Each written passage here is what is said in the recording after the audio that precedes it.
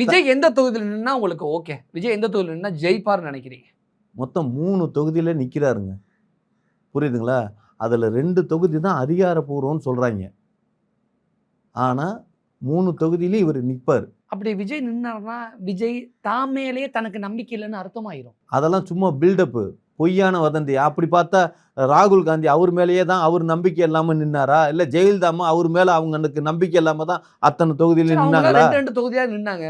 விஜய்க்கு சுத்தமாவே தான் மேல நம்பிக்கை இல்லை. ஏன் அப்புறம் 3 தொகுதியில நிக்கணும்? ஏங்க, எதிரிய தோக்கடிக்கணுங்க.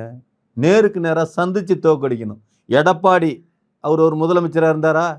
அவர் எதிர்த்து. புரியுதுங்களா? எங்களோட நேர்கொண்ட பார்வையா நாங்க பார்க்கறது எதிரியை தான்.